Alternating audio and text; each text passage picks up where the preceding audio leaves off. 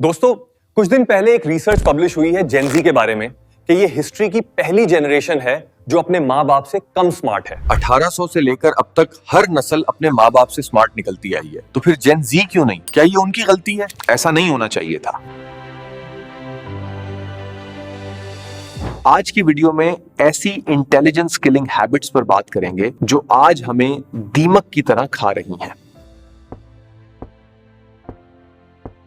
ये video and तक देखें और जानें कि आप इनमें से कितनी आदतों का शिकार हैं। तो फिर मेरे साथ रहें और वीडियो दिलचस्प लगे तो चैनल को सब्सक्राइब जरूर करें। साथियों, अपनी किताब द पावर ऑफ हैबिट्स में चार्ल्स डुहिग एक हैबिट लूप का जिक्र करते हैं कि आदतें बनती कैसे हैं। क्यों यानी कौन सी चीज किसी आदत को ट्रिगर करती है। फिर आती है रूटीन यानी वो आदत ट्रिगर होने के बाद हम एक्शन क्या लेते हैं। और एंड पर है रिवॉर्ड यानी वो एक्शन लेने के बाद हमें फील क्या होता है। तो क्यों, एक्शन और रिवॉर्ड, ये है हैबिट लूप। जैसे हम बोर हो रहे हों या काम मुश्किल लगने लगे तो हम फोन स्क्रॉलिंग स्टार्ट कर देते हैं। इसमें रिवॉर्ड क्या है? काम से डिस्ट्रैक्शन। पहली चीज ये कि इंटेलिजेंस से हमारी दुश्मनी वहां से शुरू होती है जहां हम सब गलत सोचते हैं। जहां इंफॉर्मेशन ज्यादा है वहां इंटेलिजेंस भी ज्यादा होगी, लेकिन साइंस इसे सबसे बड़ी गलतफहमी कहती है। इंफॉर्मेशन तो नॉलेज की एक शक्ल है, तो फिर ये गलतफहमी कैसे हुई? कॉग्निटिव साइंस का मानना है कि इंसान का दिमाग कंप्यूटर की तरह काम नहीं करता। कंप्यूटर के पास विजिबल स्टोरेज है, ज्यादा प्रोसेसिंग पावर है, लेकिन इंसान के दिमाग में लिमिटेड प्रोसेसिंग कैपेसिटी है।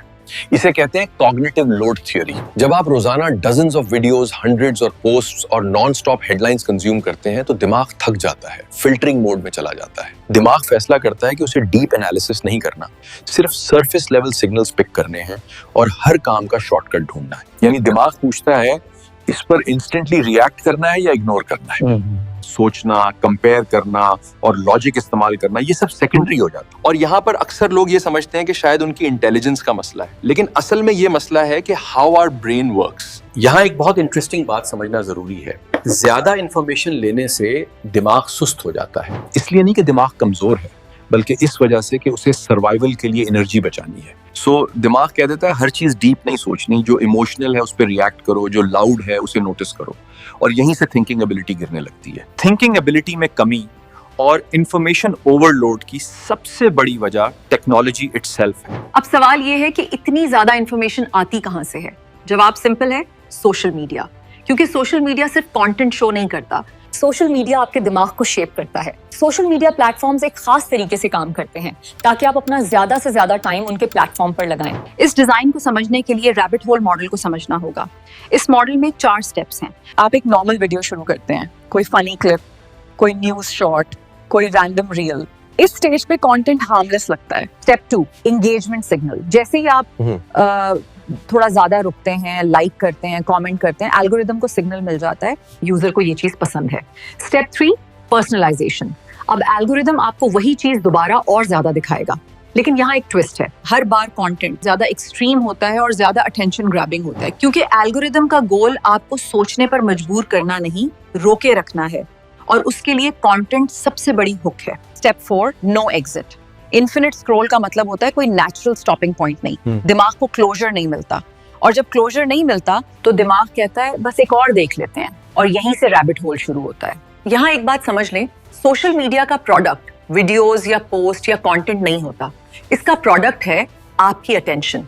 और जब अटेंशन बेची जा रही हो तो जो चीज सबसे पहले डैमेज होती है वो है थिंकिंग एबिलिटी, क्योंकि थिंकिंग एबिलिटी को चाहिए साइलेंस, बॉर्डम और अनइंटरप्टेड टाइम, और सोशल मीडिया उन तीनों चीजों को इंटेंशनली खत्म करता है।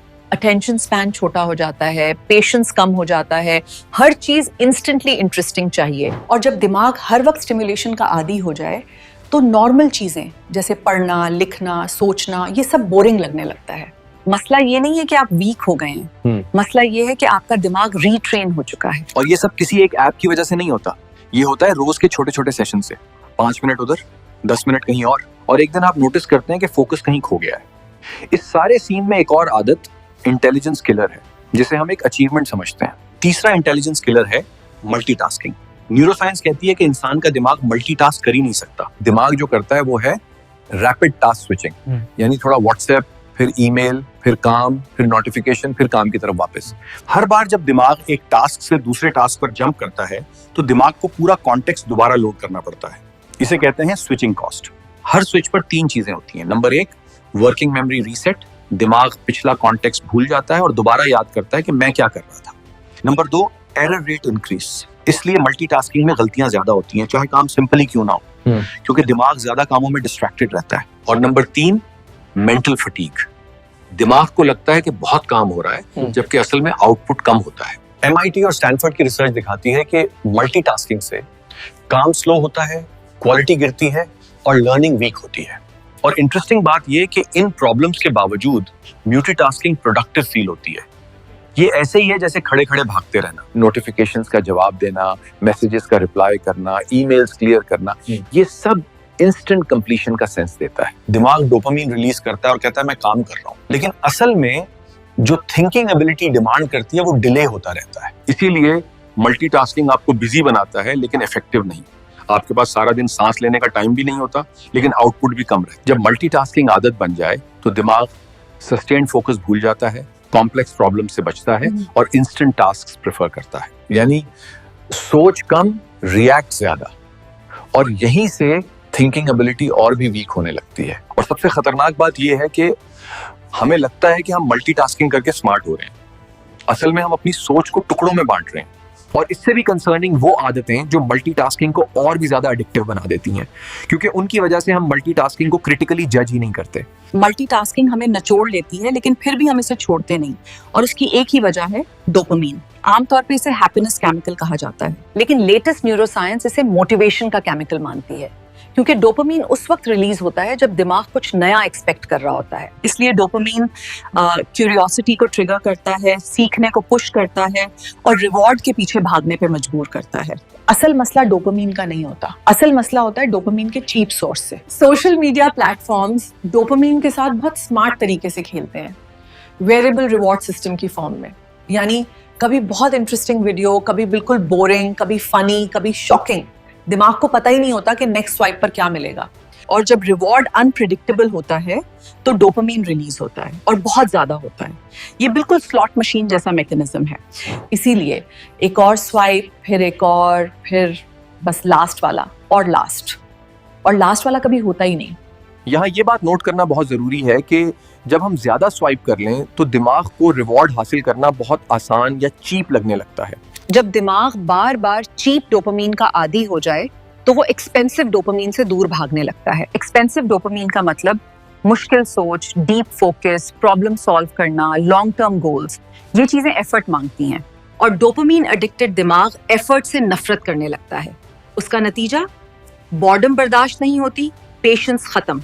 हर चीज 3 सेकंड के अंदर अंदर इंटरेस्टिंग चाहिए, और जो चीज नहीं होती दिमाग कहता है छोड़ दो, क्योंकि हमारा रिवॉर्ड सिस्टम हाईजैक हो चुका है। दूसरी तरफ थिंकिंग एबिलिटी को चाहिए डिले, एफर्ट, डिस्कम्फर्ट। और डोपामीन एडिक्शन इन तीनों चीजों को एनिमी बना देता है। सोचना बोरिंग, लेकिन रिएक्ट करना इजी लगता है, और आहिस्ता आहिस्ता। और फिर ओवर टाइम डिसीजन इंपल्सिव हो जाते हैं, प्लानिंग वीक हो जाती है और सेल्फ कंट्रोल कमजोर हो जाता है। दोस्तों, इन आदतों का मसला ये है कि हम दिमाग से काम लेना छोड़ देते हैं, और ये सिर्फ 4 आदतें ही इंटेलिजेंस किलर नहीं है।